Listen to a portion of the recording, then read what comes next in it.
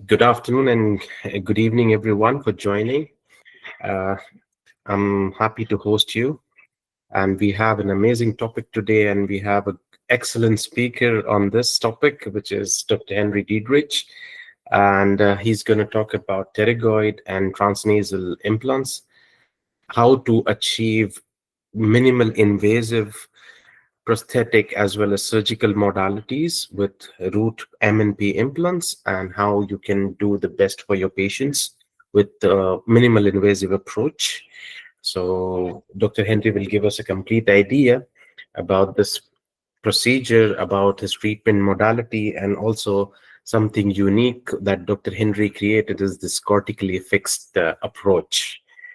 So thank you so much, Dr. Henry, for joining. I really appreciate your time. I know you have a busy schedule and you're still in the clinic working nonstop, but really we are extremely excited and thankful that you took the time all the way to teach us something unique. So thank you. It's thank you you. now. Thank you. Thank you very much, Dr. Salman. I'm very happy and excited to be with you and to share my experience, and hopefully this may be useful for every one of you. So let's see. So speaking about pterygoid implants, actually in the market you have different brands, but I allow you to ask you the question if already you have considered the pterygoid implants P offered by Pterygoid implant line, because these are very specific. Why? Because that is my idea of long experience with pterygoid implants, because I started 20 years ago, and at that moment there was no specific implant in the market. There was just maybe a long implant, and that was all. And then I had the idea to create something specific in order to match specifically the bone atrophy and the thin tuberosity in the posterior area of the maxilla. And the implant which came out is, you will see a hybrid compressive design. That means the implant features compressive threads which are optimized for excellent primary stability in the dense cortical bone of the pterygoid process. We have an anatomy adapted design. That means the implant has a thin, self-tapping apical thread for easy engagement in the cortical pterygoid process, and the bold implant body with thick, large threads designed to condense the trabecular bone of the maxillary tuberosity. The material is a strong material, is a grade 5, and we have multi-unit prosthetic compatibility using a regular multi-unit type abutment designed specially for screw-retained prosthesis supporting prosthetic variety. And this is then this very specific type of implant you see, this thin self-tapping apical thread enhance the cortical engagement in the pterygoid process. And this type of implant have a lot of advantages, which we will see now. So I started then working on my project already back in 2014, and I requested trade company to create this particular implant, which fits approximately 98% of complex bone anatomy cases. You know, dear colleagues, when there is bone, all is quite easy. Even putting a pterygoid implant in a compromised maxilla, sometimes you have a bone. Then it is quite easy to manage. But the problem is when there's no bone, and then also to do it in minimal invasive way. And then the question, how does this wide thread profile contribute to bone condensation and implant fixation? The wide thread profile contributes to bone condensation and implant fixation by increasing the surface area of the implant in contact with the bone, which enhance mechanically interlocking and stability immediately after placement. We are generating lateral compressive forces during insertion, which mechanically condense the surrounding trabecular bone. And this densification of the bone at the implant interface improves primary stability by creating a denser, more supportive bone bed, distributing occlusal and functional loads more evenly along the implant body, which reduces stress concentrations in the adjacent bone and helps maintain bone integrity, preventing microfractures that could compromise fixation. And here you see is a pterygoid implant, but this implant you see here is a widely used option in the pterygoid area and is available from all other implant manufacturers. So this is what you see normally in the market. But also now by route, you may find also a new route R implant, a long one, which may also be used as a pterygoid and as a transnasal implant, but for normal bone conditions. So that has also the advantage for the colleagues which are going now digitally and they are going by delayed loading. They may use these implants when there is bone in a very kindly way to do a full digital treatment by this type of implants. And then our compressive P implant, which also will come out now with a longer neck. And this is a specificity of all other implants. There is no similar implant, pterygoid implant in the market.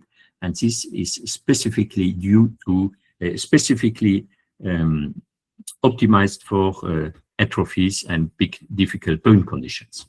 So myself, I do publications in a regular way in order to promote the application of the pterygoid implant and the treatment options. Because as well, you see, you may do segmental, bisegmental, or total rehabilitation.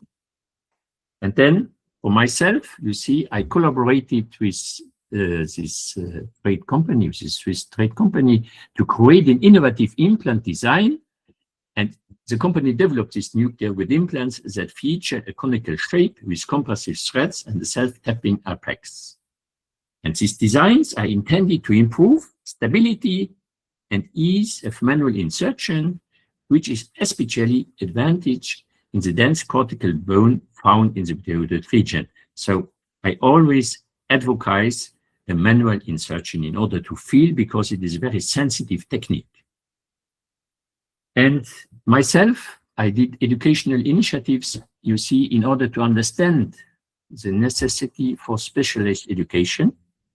I founded a company with the Cortical Fixed Academy in order to give education. And through this platform, we may provide courses in pterygoid implantology. That's always well, also good to do, first coming to training, to do an online training in order to prepare, because all the knowledge you get is huge, and it is always better to have it already in your head before coming to a training, because you want to learn. The key points. Now, pterygoid implant insertion is an alternative to avoid sinus lifting or other grafting procedures to treat the posterior maxilla. This, I think you know already. And they are used especially in the partial or total edentulism in order to avoid distal cantilevers. The placement, however, requires surgical experience, and pterygoid implants have high success rates, similar bone loss levels to those of conventional implants, minimal complications, and a good patient acceptance. So what is the difference between a treatment option and a procedure in dental implantology? So this you must know. I want to insist a little bit in this. So in dental implantology, a treatment option is an overall strategy chosen to solve the patient's problem, whereas a procedure is a specific technical act or set of steps used to carry out that strategy. Then you have the treatment option. A treatment option, and that is what we may offer here, is a clinical choice among different possible ways to restore function and aesthetics, tailored to the patient's anatomy, risk factors, and expectations. Examples include no treatment, removable denture, two supported bridge, single implant, multiple implants, all-on-4, all-on-X, sinus lift plus implants, or zygomatic pterygoid concepts, or B2B approach. And the procedure is a concrete, stepwise intervention performed to implement a chosen option, usually described as a protocol. Examples are CBCT and planning session, atraumatic extraction, implant placement in a specific site, sinus lift, guided bone regeneration, soft tissue graft, abutment connection, or prosthetic impression. So we will insist on treatment options. And what is the procedure? For example, a sinus lift You know, a sinus lift is one specific type of medical and surgical procedure whose goal is to create enough bone under the maxillary sinus so that implants can be placed safely and stably. Like any procedure, it follows a protocol. We have a protocol: assessment, anesthesia, access to the sinus wall, elevation of the membrane, graft placement, and closure, all done in a standardized, reproducible manner. Outcomes of the treatment options. This pertains to the outcomes or effects associated with each treatment option, and it addresses the question, what will occur if we select this option? And it concerns the anticipated results of each decision. Coming back to the severely resorbed maxilla, so in this case of a severely resorbed maxilla, the patient is treated with a bone-driven implant approach using a one-piece tissue-level implants specifically designed for compromised bone. Implant sites are prepared manually with a handheld drill guide, allowing a very controlled anatomy-guided osteotomy preparation rather than following a prosthetic template.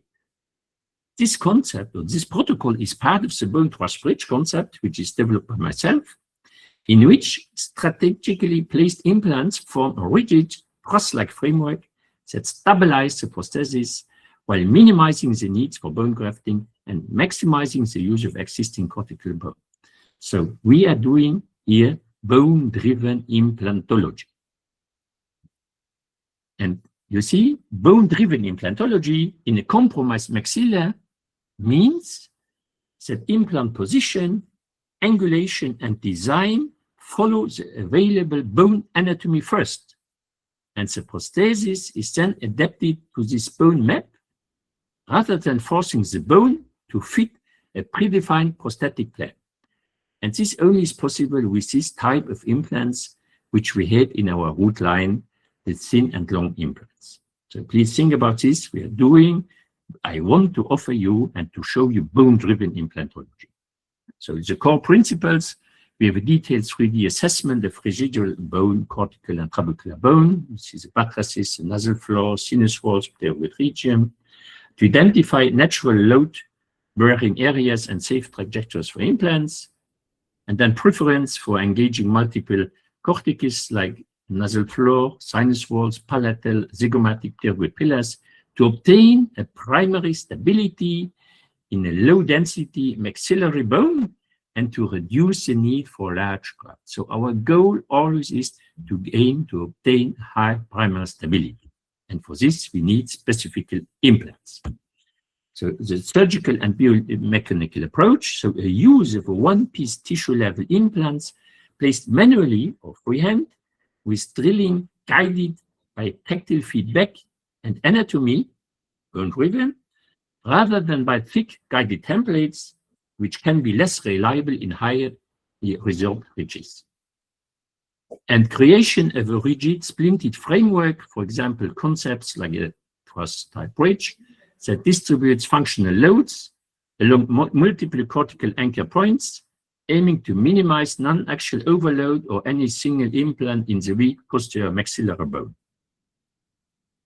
What are the applications to the compromised maxilla? In severely atrophied maxilla, bone-driven protocols often favor graftless or minimal grafting strategies using remote anchorage, like nasal, pterygoid, zygomatic, or buttress-based implants, rather than extensive sinus or online grafting to reduce morbidity and shorten treatment time. So the prosthetic design, like bridge contour, occlusal sheen, cantilever control, is then adapted to the achieved implant positions and bone support to maintain physiological loading and long-term bone stability in this compromised environment. So, of course, it is important that you have a lab which has the ability and the capability to follow your technique. And you must train or give severe or strict instructions to your lab what you want to have. So, manual site preparation and implant placement. So, what I advocate now is the pterygoid site. Now, use a handheld pilot drill at the tuberosity end for initial entry followed by a self-tapping implant insertion. And that is, remember the implant with the type, the thin apical type, which follows the entrance of the little hole you are creating, and you get a torque around 70 Newton, which is guided by bone resistance. So it is very sensitive, and you feel all movement which you are doing with your hands. You have the transnasal and palatal sides. The palatal approach with a manual drill holder engage the nasal floor cortex to 50 Newton, relying on tactile feedback or over-guided surgery. And then the anterior sides, similar manual preparation for compressive implants, prioritizing multi-cortical bicortical stability. So we are trying, imagine you are in a very difficult bone situation, no bone at all, with your manual help, with your help pilot drill, you have everything under control. Like here, you see a handheld pilot drill. Definitions of pterygoid implants. You see, you know, there are several terms which are using to describe pterygoid implants. The terms pterygoid implants or pterygomaxillar implants and tuberosity implants are used interchangeable, but pterygoid implants has been defined by the glossary of oral and maxillofacial implants as an implant placement through the maxillary tuberosity and into the pterygoid plate. And there are different significance between a pterygoid and tuberosity implants. You see, pterygoid implants originate in the tuberosity and engage in the dense bone as the palatal bone and the pterygoid plate. And tuberosity implants just originate in the maxilloalveolar process and can occasionally anchor in the pyramidal process. The bone quality in this region is mainly composed of type 3 or 4 cancellous bone, so you cannot compare a tuberosity implant with your pterygoid implants, because tuberosity implants don't have the same value because the anchorage is quite different. There are not so much publications about pterygoid implants. There's one which I may refer here of our friend and my friend and colleague Dan Holzclaff and myself, who did a brochure about pterygoid implant. And I was invited to contribute to the book on pterygoid implants, edited by Quintessence and published and written by Professor Aaron Gregg from Miami. So you see here about, it is a book about zygoma implants, and I had the honor to write a chapter about the pterygoid implants. So you may know that, and that is always what I tell and I want to teach, that the placement technique requires a thorough knowledge of the anatomy. Because you see, if you want to drive a car, you have to get a license, and this is license, you learn how to drive, you know how you have to behave, and you have to know everything what's going on. So is it a challenge? Well, the posterior maxilla have led it to be called the most difficult area to treat in all of implant dentistry. I think that is also a reason why it's not so popular. That's coming to the region itself. You see here, number one, you see the infratemporal fossa. In two, you see the pterygopalatine fossa where the maxillary artery is coming out. You see the tooth number 8, which is wisdom teeth, and normally the placement begins after tooth 8. And this is one pic which I like very much, because you see, this, I think, explains a little bit the mystical approach or the fear approach about the sphenoid bone, because you see, it is an unpaired bone of the neurocranium. So we are working, let's say, in the base of the cranium. And it lies in the middle of the skull, and it helps in the creation of the floor and the neurocranium of the skull. And its shape somewhat resembles the butterfly or bat, which is wings extended, or like the H-angle Gabriel, you see, maybe very mystically, and we have access, yes, in the center of the skull. That is, colleagues are afraid to do because they don't know, and they don't know how to handle it. You see here, that is a very important pic to understand. Here you see the tuberosity. Here you have the lateral plate. Here you have the medial plate. And here you have the posterior area of the nose. And we are placing our implant originating from here down and we are fixing it here in the medial plate. So we are always aiming to the medial plate, never to the lateral plate, because there is the pterygoid venous plexus and femur. Another nice pics in order to understand, you see, to understand the anatomy, here in one, you see the outcome of the greater palatine and the lesser palatine arteries, which of course we have to avoid, and because our placement is here, and we are avoiding always this artery.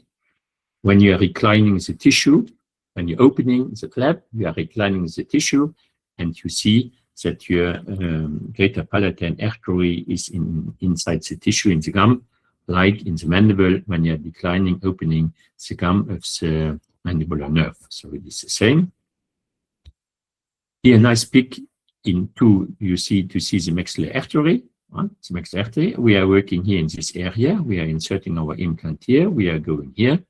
And of course, it is not possible to hurt the maxillary artery having an implant. I always advocate an implant, this type of implant of 20 millimeters, and then it is never a problem. For those, of course, doing a training and they want to train, I always say, look, do a model, print your model of your patient, and you may train, and you see where you want to go. That is the angle you see. We will define the angle in order that you understand. But here is the point where you want to go, and that is fine.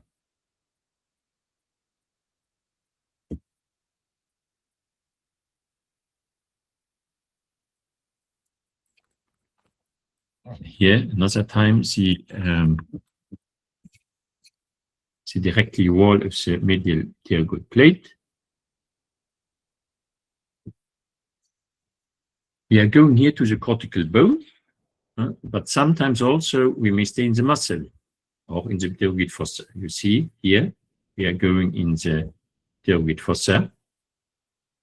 Or here, best way, of course, is to go in the medial plate.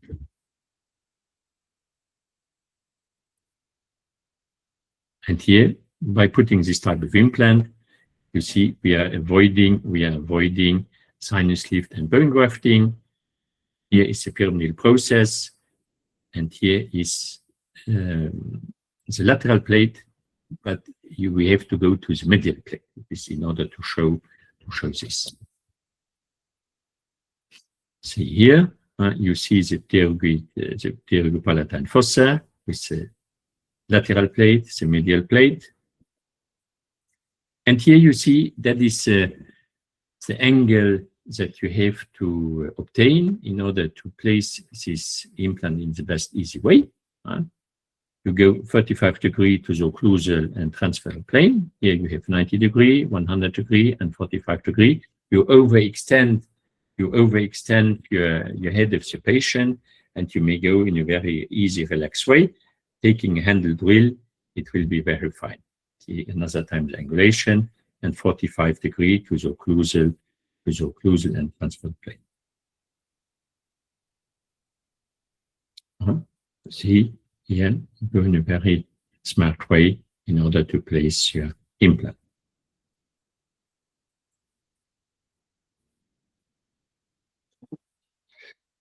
So here I have some pics which are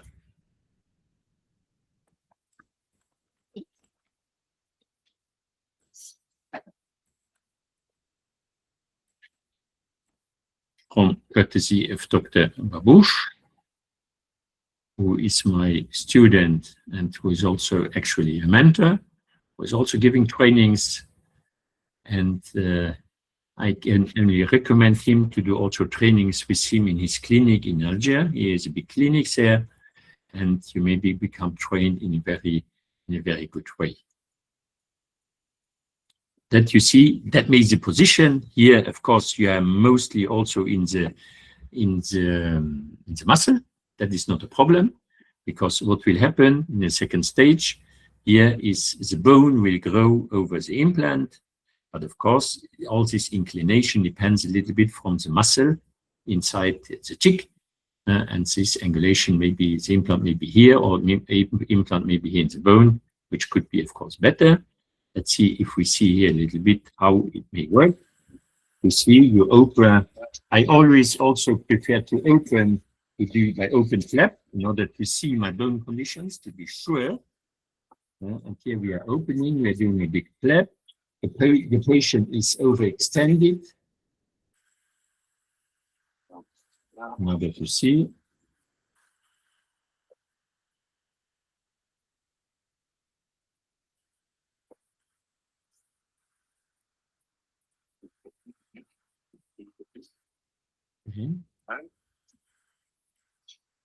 And then, of course, you may also take, what I also take is my blue motor from my unit, not the surgical motor, because it is important to see best in the good way. Okay, you see then, and you also have to go more buckled, than palatal. And then you take your hand wheel and you go and you put it, and you normally you achieve a very nice high torque. And then it is done. Also important to have a safe holder.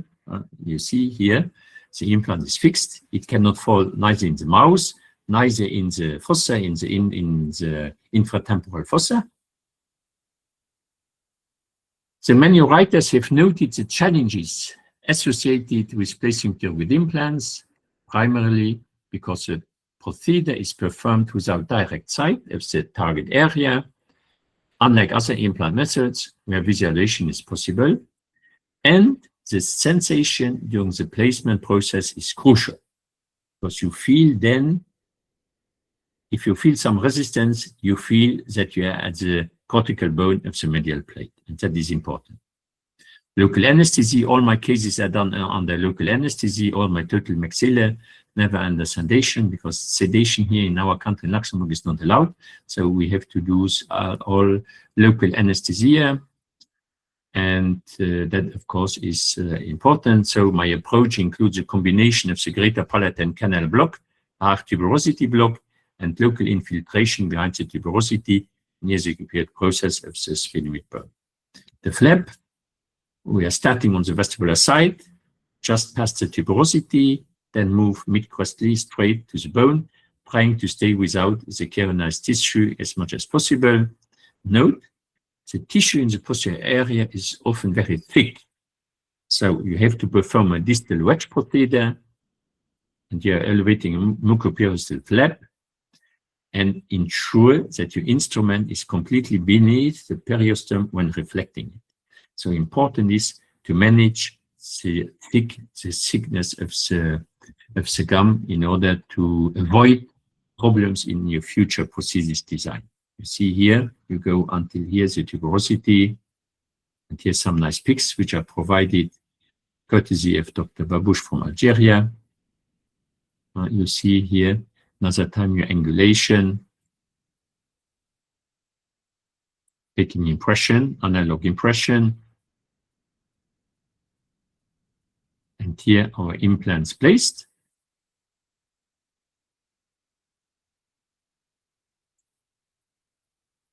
Enjoy the pics. You may also go surgery. You may guide it. You may go guided. So you may use this type of guide. To English guide, which is fair. You may even use this to English guide with a hand rail. So all options are possible. Myself, I go for analog because I take my impressions immediately after surgery, but this is all dependent on colleagues, how you want to do it. So you see here, you may even go guided with a hand driver. And then, so all options are possible in order that you feel fine. Here you may do temporary. You may go guided. This and digital workflow also is possible, but all these steps you will learn by following a training in order to know which is the best way to get the best results, and also depending from the lab which you are working with. But it is important that you know first to handle it, to know the options, indications, how to do complex cases, and how to deliver the best result. How to deliver the best. Sorry, I have just here a little problem here with the doggy here. So, and here you may just deliver the best results.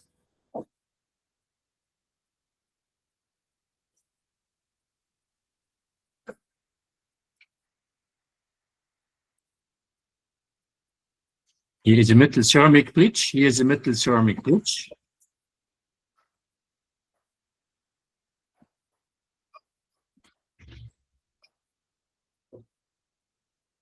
So nice picture, metal porcelain.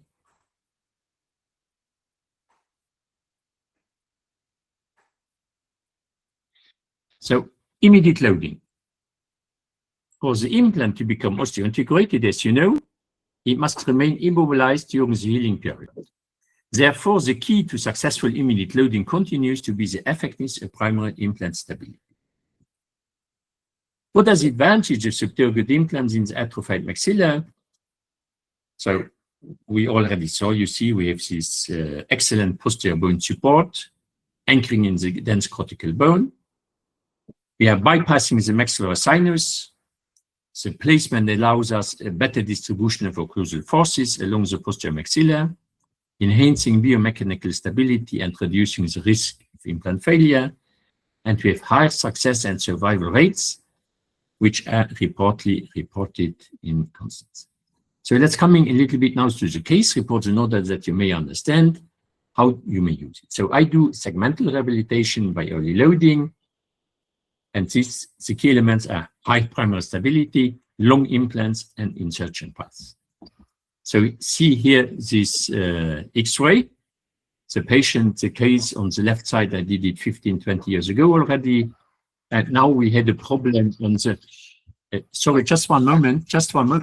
Mira, je donne un cours ici et là, je suis en transmission. Sorry, there was some little noise. So, and then here you see we are doing extractions, and we are doing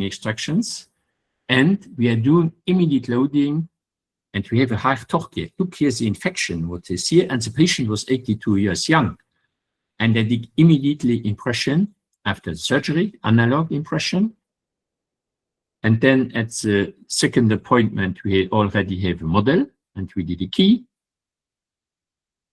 Implants used are all here, pterygoid implants, and the placement already, the finished placement with a metal ceramic bridge after 3 weeks. So happy patient, all screw retained. You see the placement. It's very important not to do a tooth on position number 8. Stop mostly on tooth number 6.7 in order to avoid the teeth, because otherwise for the hygiene it may be a problem, and also for the patient biting in the cheek, and then he will not feel fine. So here you see then the placement after 3 weeks, and it was done.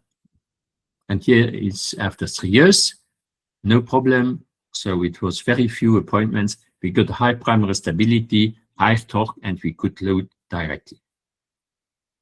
Another case you see here, the patient, he wanted to replace his missing teeth on the left side, but there was also a big bone defect. Look here. We had to remove tooth 24 and 25. We filled the void by using a bone graft material. And then we took immediately impression, and we had consolidation of the transfer using Luxabite. And then we realized, and we finished immediately also the metal ceramic bridge. After 3 weeks, it was placed. Happy patient. See, finished placement. But see here, the oblique placement of the implants. By doing oblique placement, I could take long implants, long thin implants. These long thin implants giving me high compression. High compression means early loading, and I can go for finishing my case directly. But of course, you see these different angles. Your lab but it must have the capability and the ability to follow and to do the job. Here, a nice case. In order to compare the two techniques, on the right side, she got the sinus lift, and she was very bored hearing that on the left side, she had to perceive the same. But I had a good news for her. I could do it in a different way. So we have a removal, we have a big gap, and then took out the teeth, we put the implants, and that was the finished case. I could put long implants in the front, high primary stability, great torque, and early loading. And the patient was happy. But this is only possible by using long implants and in an oblique way. Why? Because I want to get, please think this in high torque. High torque means early loading. Using long implants. Look here, all these bone defects. Using typical our two-piece implants is not possible because there is no bone to place it. But here I don't need a lot of bone, and I can place where is the bone? Bone driven. And the space was filled with bone graft material and post-surgery impression, and then solidification of the luxabite, verification check, and I finished metal ceramic bridge. So 3 weeks later, my patient got his definitive bridge. And then you see here, the placement is done. Please, your message to take home in a narrow ridge, because here we are a narrow ridge with adequate bone height, enabling long implants for high torque, compression, and early loading. So having this situation, you see, you will choose your implants, your long implant. You may load in a direct way. So this is a treatment option which we are offering to our patients, and it's very specific, and that's unique. Also here, 61 years young, broken bridge, bone defect, no bone. Look here, position 23, there was no bone. We have the implants in place. We are bridging the gap, metal ceramic, final placement after 2 weeks, and here's the result. So another time, narrow ridge, adequate bone height, placing long implants, high torque, and early loading. Happy patient. Also here, already done in 2020, same procedure, and check 5 days later, so I have long-term results, and there's no problem about these patients. Also here, you see on the right side, there was a big problem. We're taking out the teeth. We're finalizing our case. Always here, when I have bone metal ceramic bridge placement, the mandible was the same. And here, see the results. And then, unfortunately, 1 month later, we had a problem on the left side. We did extraction. Also, we are using here bone material to fill the void. Early loading a higher torque. And here also you see we are taking the bone where the bone is. So here on the left side in position 24, I had to go in oblique way, but I got a higher torque, and I could finish my case straight away. 40 years. So here also left and right side was periodentically she suffered. We had to remove the teeth. See, that was bad bone conditions. Implants are in place. Impression immediately after the surgery. Try-in and verification check. Second appointment. Bite the frame and finished metal ceramic bridge. So both segmental, right and left, and the placement, and happy patient. And another time, see, long implants, even obliquely, bone-driven implantology, because I have to choose my anchorage, and related to this, I may do my bridge after. Before and after, and the happy patient. Here also the same situation. And that is wonderful. You see there is big bone defect, could be big problem in classical implantology. High torque, position of the P implant, analog impression immediately after surgery, control key, Looks angulation here, 45-degree crucial plane, soft tissue before placement, another time after 3 weeks. And here we did in the meanwhile also the mandible, there was bone. I used 2-piece R implants, and the maxilla was done in this way, long implants, oblique bone-driven implantology. And also the age is important. You see older people, they wanted to get treated in a fast way. So they had here Nobel Biocare implants, she lost it. And here, in another way, I could replace the case in a very, very fast way. All screw retained, because I have a perfect control of everything. Another time, bone-driven implantology, cortical language. So, but also we have to do a delayed loading protocol when you have a narrow ridge, insufficient bone height, and no hard torque, when you have only 30 to 40. So here, for instance, you see there was not a lot of bone in the right side. On the left side, I did classical 2-piece implants from root. You're doing the placement, and you see here there was not a lot of bone. I used the maximum I could use, but I went for delayed loading in order to be safe. Or here, it was the same, not a lot of bone. The key, screw retained, also here, day of placement, and that's now a follow-up for 1 year follow-up, and now in the meanwhile, 3 years follow-up.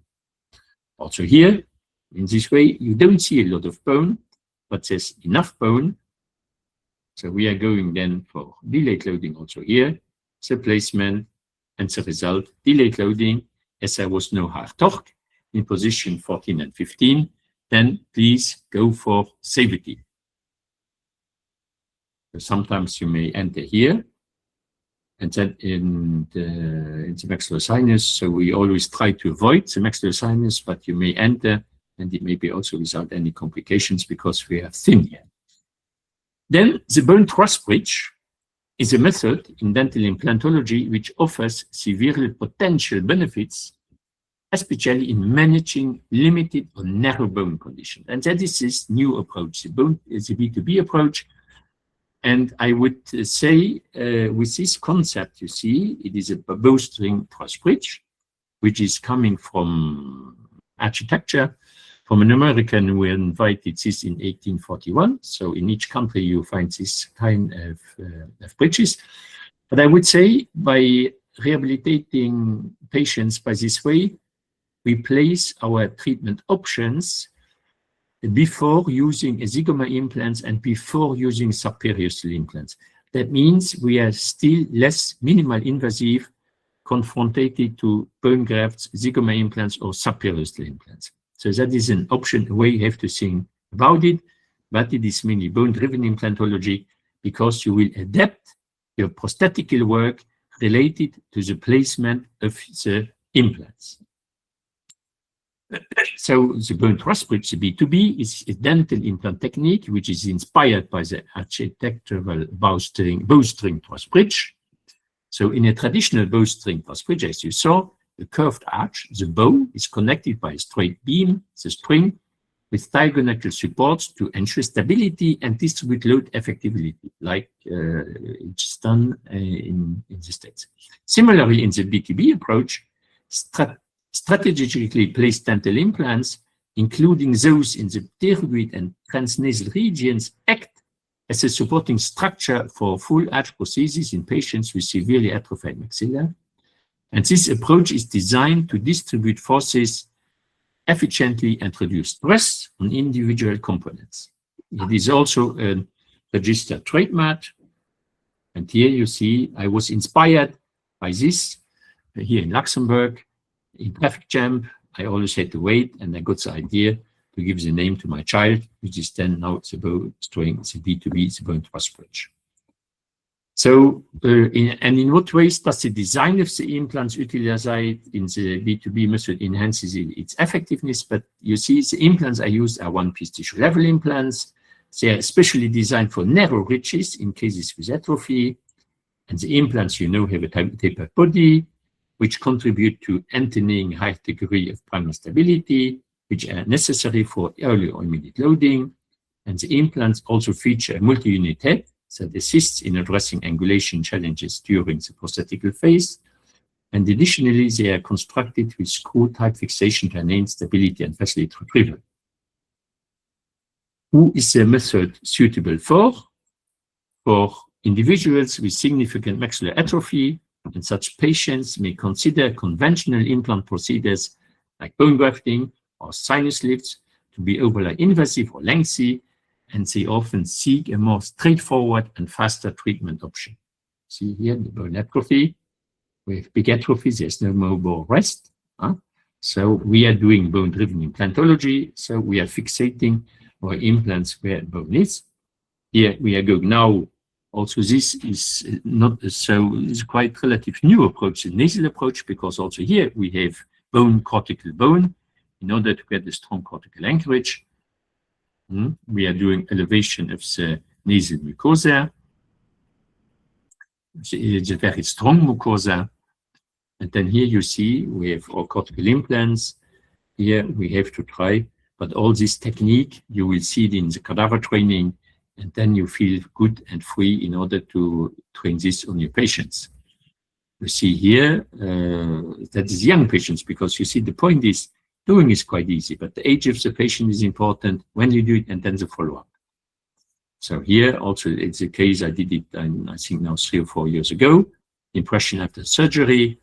We did it in a very, very fast way because we had high primary stability, our implants, our frame, and here a metal acrylic bridge, because there was not a lot of bone. So when there's not a lot of bone, I go for this option because it is because of the weight. It does not so the weight is not so hard. You see here now the placement and how our transnasal and our pterygoid anchorage. So you see the maxilla now 3 years later, and the mandible 10 years later. On the mandible, I had here there was some problem. I had to take out 1 implant, 2 implants, because they were no more osseointegrated. But that is a big advantage, you see, using more implants, 1-piece implants. When you lose 1, it's not a problem. And also when it is screw retained, you screw out, you take out the implants and you screw again. Another time, your bridge back without big, it's not a big affair. And then 10 years later, all is fine and we will be good for the next years. Also here, the patient was very unhappy. Extractions were carried out. So here also no bone. And these patients, you see, they are afraid to get high bone grafting procedures. So then think about, you are doing bone-driven implantology, we are doing a palatal approach, and we are searching for the bone, where bone is. So we are coating with some bone graft material, and also here we are doing some stitches to take then the impression immediately after surgery. With here long implants, and here we're doing without the tray in order to be comfortable in the mouth. Different try-ins and the placement. Happy patients, 3 years follow-up. And here, transnasal, and pterygoid implants. And it was finished after 3 weeks. Another case, also 40 years young woman, no bone, also very narrow ridge, also bone-driven implantology. Having our implants, we are looking for the bone around the nose, nasal floor exposure. So all this is not a problem once you are trained in or how to see how to do it, you see. The circulation technique, the local anesthesia is injected hard along the nasal wall, as well as infiltrated throughout the buccal fold and palatal mucosa. And standard full thickness incisions are utilized mid-costally, which care to maintain as much facial and buccal keratinized gingiva as possible. Complications. Well, until now, I was out with complications, but looking in the literature, you see people with a deviated septum may feel a temporary tingling sensation, commonly referred to as pins and needles, along with minor short if nasal breathing obstruction. An instance of oronasal fistula was observed in a patient who had an excessive amount of biomaterial placed in the nasal cavity during the transnasal implant procedure. And the usage of thick implants obstruction of the nasolacrimal duct, and temporal paresthesia of the nasal ala usually revolves within the mouth. So you must know that here our implants, so this, because this in the literature is referred to normal two-piece thick implants. We are using thin implants. So that is the reason that until now, I think more than 300, 400, 500 I placed, I have no complications about handling in this way because we are thin. And even is a lacrimal nasal duct, we are not touching. And here another time we are doing the nasal approach. In this case, surgery immediately after surgery. Temporal bridge completely chairside, so all this is not expensive for the patient. Give me the key. So you see, these are people who are depressed, and it is an approach. It is more functional. It is more functional implantology which we are delivering, but we are delivering life quality in the way that there's no prosthesis with no more glue anymore, and the patient is not looking for more because they don't want bone grafting and they don't want to have invasive treatment option. That is the thing about it. You may offer something unique, fantastic to your patient by trying this type of implants. You see, long, thick, and high primal stability. You may go for hand, and you really feel relaxed. You must just know your concept, how you want to do it, and you must know your different type and lengths and diameters of implants which you have to use in order to be successful. That was then in general, all my patients are done finished 3 weeks later. That is because I do take the impression immediately in an analog way.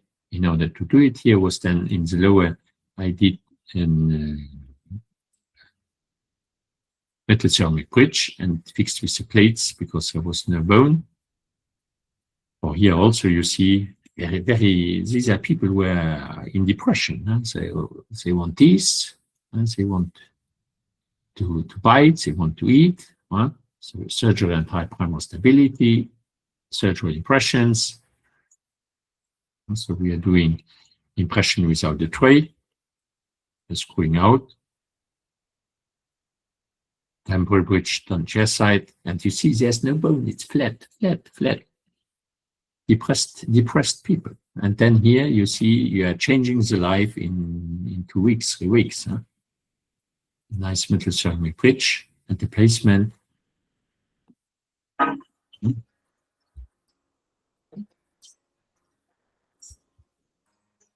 See the different angles. All this is possible.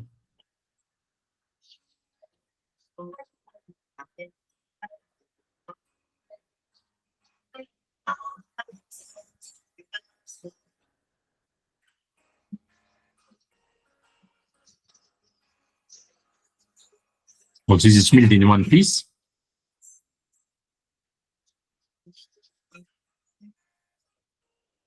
And happy patient. That is what we are working for. We want to deliver happiness and results to our patients. So here are some pics now about what we are doing in our trainings. You see that is for the University of Barcelona when we are working with our cadaver heads. So first you are trained on the model, and once you are trained on the model, we are going on the cadaver and we are working, you see how to handle it. That was a masterclass at University of Barcelona. And here that was in Coventry now. You see that's the cadaver head. So we even learn the impressions, but we also may do in digital way. So I want to emphasize now that we will have also a masterclass in India. I think Dr. Salman, he will speak about this. And we are doing some other masterclasses here, another time cadaver training, which will be in Coventry in October. And you may also do cortical fixed training on this side, so which I would recommend you in order to be already trained in this. And then here, the trainings I will organize myself will be a training in Luxembourg, a training in Barcelona, training in Birmingham. So it is also possible to get hand-to-hand, That's a colleague from Dr. Sander from Mexico, another colleague from Colombia. They are coming to me to be trained. And then, dear colleagues, I give you now, you get some little insight about what is possible about our pterygoid implants, in which may you use it. And it is a fantastic tool because you may use it not only in the pterygoid region, you may use them also here in the frontal area. You may use it in the cancellous bone in the frontal area for direct loading, for segmental loading, unisegmental, bisegmental, total loading. And the amazing thing is, you see, that we may offer a tool which is minimally invasive in the atrophied compromised maxilla, and before zygoma implants, and before subperiosteal implants. So that is a clear message we may offer in the market, and options, and then you may choose how you want to do it. So I do it directly. I finish directly with my cases, and you may see with your lab if you want go for delayed, and also then for guided and everything. All is free to see what is possible. So, Dr. Salman, so I'm finished. Thank you so much, Dr. for the lovely webinar. Thank you for your time and the insight that lots of things can be done minimal invasive without grafting, and which benefits the patient immediately by cutting down the time to almost 1/4 of the conventional procedures, and not to go ahead with more invasive procedures like zygoma and then also subperiosteal implants. So it's an amazing treatment modality. Like, you have possibly treated thousands and thousands of people and make them happy and increase and boost their confidence. So I just quickly would like to invite everyone, like for the masterclass that we are planning in India. So this is just a quick review. You can scan the barcode and get more information about this. And this is just about the whole class of what Dr. Henry will be teaching, and there will also be hands-on patient surgery. And it will be really exciting to learn from Dr. Henry himself. So we are looking forward for this. And any questions? Like, I'll just go quickly to the question and answers. So I'll just move on quickly to the Q&A. So we have few questions, Dr. Henry, for you. It's really interesting questions that we have. So, in which clinical situations do you prefer pterygoid implants over sinus grafting or zygoma when you're dealing with posterior maxillary atrophy? For me, it's very clear. I always avoid zygoma and I always avoid sinus graft, because I may do all my cases with pterygoid implants. And that is what you will see in the training. If you're coming to the training, you see, we avoid all this. I don't need zygoma and I don't need bone grafting. It's not absolutely not necessary in the approach, in this bone-driven implantology approach. And that is the way you have to understand. It's not a question of choice. Sorry, it is a question of treatment options. And as I explained, you see, it is not, you see, in zygoma, you have an approach, a surgical approach. You must do this and this and this. Yes, a treatment option, and the treatment option is the placement of my long and thin implants where the bone is, and that is bone-driven implantology. And I have to finish my case. I offer this a treatment option. We also have one more interesting question here. What are the key radiological and clinical criteria when you're deciding that the maxillary tuberosity and the pterygoid complex can be safely supported by an implant? So I think to simplify this question, he wants to ask, which is the most critical anatomical structure when you plan the pterygoids?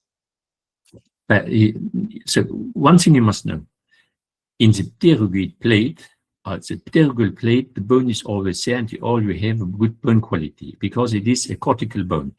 Why? You see, we have two situations in our face where bone is always present. Here is the anterior part of the mandible and the pterygoid complex. Why? Because you have the attachment of the muscles. So the bone always is there. In the posterior area of the maxilla, what is a big problem is the entrance point going to the pterygoid, because for this you need the tuberosity. not most, the tuberosity may be very, very, very narrow. So having then normal implants from the market at your disponibility, or even other pterygoid plants, pterygoid implants, they are too large and they will not fit. Or the bone is so fatty that it all will break away. So that is the technique you must know. But you see, even if you are looking for an OPG and there's no bone, the bone is always there. It is always there. You must just know how to reach it and how to touch it and how to find it. And it is free. You don't have to pay for this bone. And that's exactly what we're going to teach in the masterclass, how to approach this type of bone densities. That is the point. How to enhance. That is all the excitement. You see, the excitement is you see no bone. There's nothing. Even if you are opening, you don't see the bone, but at the end, after 2-3 minutes, you have a talk about 50, 60, 70 Newton. And that's just amazing. Also for me, each time I do it, it is just excitement. One more quick question. I think we can get some more questions quickly. So what typical angulation relative to the occlusal plane and the entry point do you aim when you're placing pterygoids, and why? So I think you recently published an article about the angulation of the pterygoid with the plane of occlusion. So can you please share some bits on this?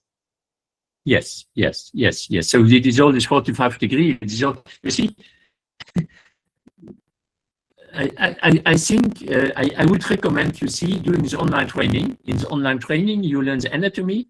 All the anatomy you learn is very, very nicely explained, and you learn also the technique. And if you want to come to the masterclass to India, please train already your online, that you know all this. Because you see, I only want, if someone is coming to the training, once he is finished, that he will become my copy. That's really kind of you to say that. I hope we have something which that's my same like Dr. Babush. Yes, you just do it. So we have one, like, I think we can take one more question, and then we can, like, if there are any more questions, you can write us about like one question. It's regarding the complications. So what are the typical survival rates of pterygoid implants in long term, and how do you compare with conventional maxillary implants or tuberosity implants? So I think it's something which is related to conventional implant comparison to pterygoids. And what are the complications in general? So you must know I am in the lucky situation. I have 20 years follow-up with my pterygoid implants. So I lost also pterygoid implants by periodontitis, like I lost other implants. But that is not a problem. You see, I screw it out and put another implant. And so it is very easy to put another implant in this area. So I think that is not a complication, that may be a normal consequence. So one of the, even not a complication, but you lose the implant. You see, you're beginning your surgery. When your primary stability was not high enough, it may be that you begin the treatment and after 3 weeks you lose it. But even there, it is not a problem. You still have to wait and you put it in the later stage. Because you must know, even if you not arrive to deliver the placement of the pterygoid implant because bone conditions are bad, it's not a problem. You just close, you wait the healing, and the second step, you get a better bone because through the healing process of the bone. But this you have also in other type of implants, conventional implants. So then, which colleagues are afraid, of course, because of the bleeding. It's a bleeding, because you may touch the greater palatine artery. You may touch the greater palatine artery. But another time for this, please, you must know your anatomy. You learn the anatomy. You must know your vessels and then the technique. For me, it never happened. So please, but you must learn it. Don't go like this, like a fool. You must be trained. And you see, nothing is easy. Nothing is easy. I always say to Dr. Salman, as long as I don't touch you, I am the best. So absolutely, like I completely agree with this. Everything has a learning curve, and you need to learn, unlearn, and learn again. So Because thank you the so much, problem Dr. is, Henry. So I think it was an amazing session. I think you are still in the clinic working. I don't want to take more time from you. So we and my can patients have are like waiting now. My patients are waiting now. I have to go there on. are They're actually waiting. there are plenty of questions, but I think I'll answer them by email. So thank you so much today. It was an amazing session, and we are looking forward for the people to participate in the masterclass with you in all the places like Luxembourg, like Coventry, Barcelona, and obviously in India because it is completely patient centric. So thank you so much. Have a great day, Dr. Wonderful, Henry. wonderful. So thank you so much. Take care. Ciao. Bye bye. Thank you, thank you, thank you for all. Thank you, dear colleagues. Thank you.